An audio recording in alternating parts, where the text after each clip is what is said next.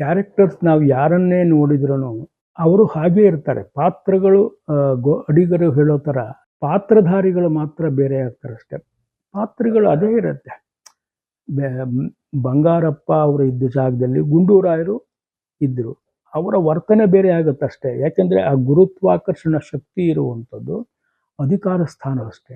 ಆ ಅಧಿಕಾರ ಸ್ಥಾನದಲ್ಲಿದ್ದಾಗ ಬಂಗಾರಪ್ಪನವರಲ್ಲಿ ಇದ್ದಂಥ ಜನನಾಯಕನ ಗುಣ, ಗುಂಡೂರಾಯರಲ್ಲಿ ಇದ್ದಂತಹ ಆ ಧೀಮಂತಿಕೆ, ಎಲ್ಲವನ್ನೂ ಜಗತ್ತನ್ನೇ ನನ್ನ ಮೈ ಮೇಲೆ ಎದುರಾದ್ರೂ ನಾನು ಅದನ್ನು ಎದುರಿಸ್ತೀನಿ ಅನ್ನೋ ಒಂದು ಮನೋಬಲ, ರಾಮಕೃಷ್ಣ ಹೆಗಡೆಯವರಲ್ಲಿ ಇದ್ದಂತಹ ದೂರದೃಷ್ಟಿ ಮತ್ತು ವೈಚಾರಿಕತೆಯ ಸ್ಪಷ್ಟತೆ, ವೀರೇಂದ್ರ ಪಾಟೀಲ್ ಅವರಲ್ಲಿ ಇದ್ದಂಥ ನಿಷ್ಠೂರವಾದ ಒಂದು ಆಚಾರ ನಿಷ್ಠೆ, ಜತ್ತಿಯವರಲ್ಲಿ ಕಂಡು ಬಂದಂತಹ ವಚನ ನಿಷ್ಠೆ,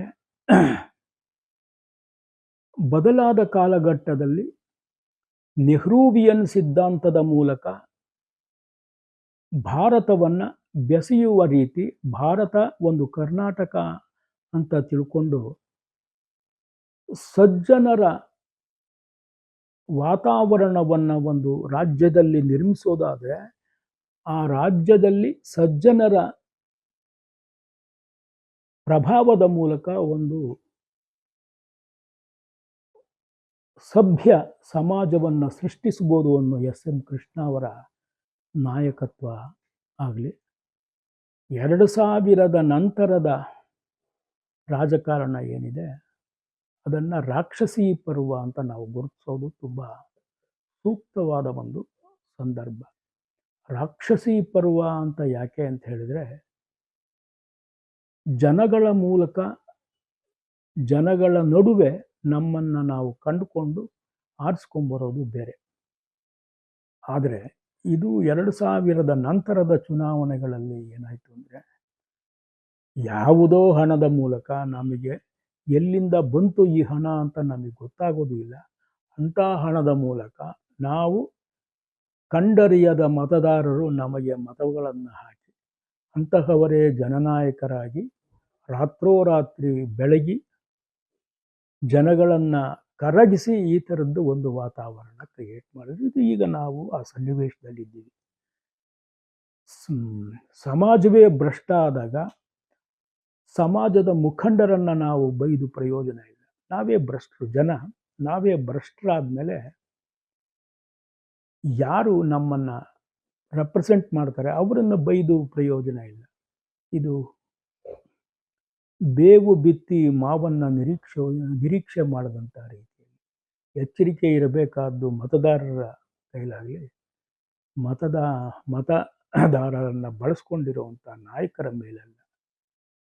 ಈಗಲಾದರೂ ಅಷ್ಟೇ ನಮ್ಮ ಭಾರತದ ರಾಜಕಾರಣ, ಕರ್ನಾಟಕದ ರಾಜಕಾರಣ, ಬೆಂಗಳೂರಿನ ರಾಜಕಾರಣ ಬದಲಾಗಬೇಕಾದ್ರೆ ಮತದಾರರಲ್ಲಿ ಅವರ ಜವಾಬ್ದಾರಿಯ ಅರಿವು, ವೈಯಕ್ತಿಕ ನೆಲೆಗಟ್ಟಿನಲ್ಲಿ ಅರಿವು ಮೂಡಿಸಿಕೊಂಡು ಸಾಮೂಹಿಕವಾಗಿ ಅದನ್ನು ನಿರಾಕರಿಸೋದು ಎಷ್ಟು ದುರಂತನೋ, ಸಾಮೂಹಿಕವಾಗಿ ಅದನ್ನು ಘೋಷಣೆ ಮಾಡಿ ವೈಯಕ್ತಿಕ ನೆಲೆಗಟ್ಟಿನಲ್ಲಿ ಅದನ್ನು ಉಲ್ಲಂಘಿಸೋದು ಕೂಡ ಇನ್ನೊಂದು ದುರಂತ. ಈ ಸ್ಪಷ್ಟತೆ, clarity of thought and clarity of purpose ಅಂತ ನಾವೇನು ಹೇಳ್ತೀವಿ, ಅದು ಸೃಷ್ಟಿಯಾಗೋ ವಾತಾವರಣ ಯಾರು ರೂಪಿಸಬೇಕು? ಅದು ಮಾಧ್ಯಮದ ಒಂದು ಜವಾಬ್ದಾರಿ. ಅರಿವಿನ ಆಂದೋಲನದ ಮೂಲಕ ಜನರ ಮನಸ್ಸುಗಳಿಗೆ ಯಾವುದು ಸರಿ ಯಾವುದು ತಪ್ಪು ಅನ್ನೋದನ್ನು, ತತ್ಕಾಲದ ಸತ್ಯಗಳನ್ನು ಪಕ್ಕಕ್ಕಿಟ್ಟು ಅದಕ್ಕೆ ನಿದರ್ಶನ ರೂಪದಲ್ಲಿ ಚರಿತ್ರೆಯಲ್ಲಿ ಕಂಡುಬರುವ ಹಲವಾರು ನಿದರ್ಶನಗಳು, ಅದನ್ನು ನಾವು ಆಧಾರವಾಗಿಟ್ಕೊಂಡು ಮತ್ತು ಫ್ರೆಂಚ್ ಕ್ರಾಂತಿಯಲ್ಲಿ ಯಾವ ರೀತಿಯ ಸನ್ನಿವೇಶಗಳು, ವ್ಯಕ್ತಿಗಳು ಯಾವ ಪಾತ್ರವನ್ನು ನಿರ್ವಹಿಸಿದರು, ಬ್ರಿಟನ್ನಲ್ಲಿ ಜರುಗಿದಂತಹ ಹಲವಾರು ಘಟನಾವಳಿಗಳು ರಾಜನ ರುಂಡವನ್ನು ಕತ್ತರಿಸಿ ಸಿಂಹಾಸನದ ಮೇಲೆ ಇಟ್ಟಂಥ ಪ್ರಜೆಗಳ ಒಂದು ಏನು ಹೇಳಬೇಕು ಅದಕ್ಕೆ, ಪ್ರಜೆಗಳ ಒಂದು ದಿಟ್ಟತನ, ಕೊನೆಗೆ ಅದು ಬಂದಿದ್ದೇನು, long live the king is dead ಅಂತ. ಸೊ ಇದರಲ್ಲಿ ಎರಡೂ ನಿಜವೇ. ಹಾಗಿದ್ದಾಗ ಯಾವುದು ನಿಜ? ಲಾಂಗ್ ಲೀವ್ ದ ಕಿಂಗ್, ರಾಜ ಅಮರವಾಗಲಿ, ದ ಕಿಂಗ್ ಈಸ್ ಡೆಡ್. ವ್ಯಕ್ತಿಗತವಾಗಿ ರಾಜ ಸತ್ತ, ಆದರೆ ರಾಜತ್ವ ಮಾತ್ರ ಇರಲಿ ಅನ್ನೋ ಒಂದು ಇದೆಯಲ್ಲ, ಅದರ ಹಿಂದಿರುವ ಧರ್ಮ ನಮಗೆ ಯಾವತ್ತೂ ಕೂಡ ಆದರ್ಶ ಆಗಬೇಕು. ಇದಕ್ಕೆ ಮುಖ್ಯವಾಗಿ ಬೇಕಾದ್ದು ಒಂದು ವೈಚಾರಿಕತೆಯ ಸ್ಪಷ್ಟತೆ ಮತ್ತು ಹೊಳಹು ಬಹಳವಾಗಿ ಬೇಕು. ಮಾಧ್ಯಮ ಕ್ಷೇತ್ರ, ಬರಹದ ಮಾಧ್ಯಮ ಇಂತಹ ಕೆಲಸವನ್ನು ಮಾಡಬೇಕು.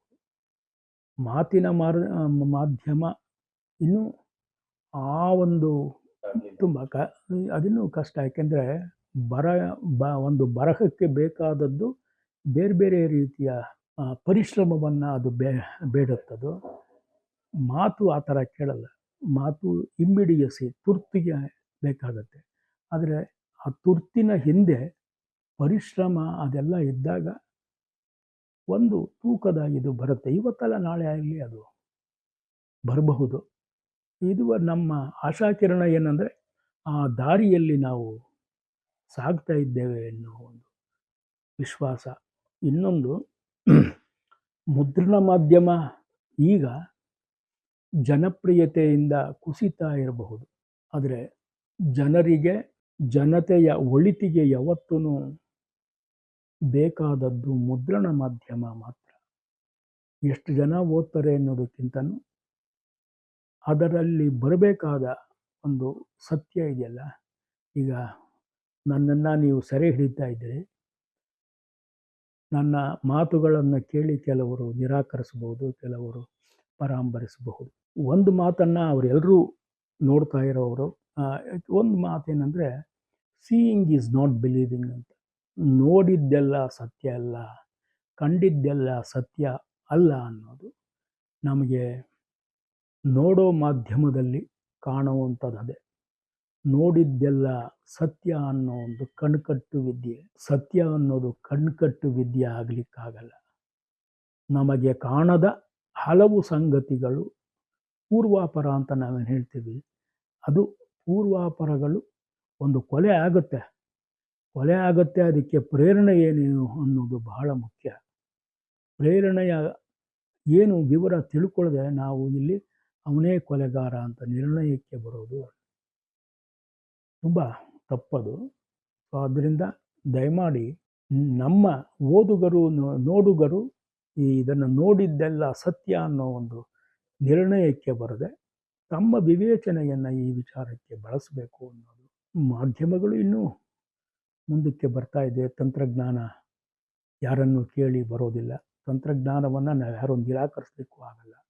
ತಂತ್ರಜ್ಞಾನ ಸಾರ್ಥಕ ಕೆಲಸಗಳಿಗೆ ಬಳಕೆ ಆದರೆ ನಿಜವಾಗ್ಲೂ ಸಾರ್ಥಕ ಸಮಾಜ, ಸಾರ್ಥಕ್ಯವನ್ನು ಸಾತ್ವಿಕ ರೀತಿಯಲ್ಲಿ ಬಳಸ್ಕೊಳ್ಳುವಂಥ ಒಂದು ಪ್ರಕ್ರಿಯೆ ಇವತ್ತಲ್ಲ ನಾಳೆ ಆಗಲಿ ಬಂದೇ ಬರುತ್ತೆ.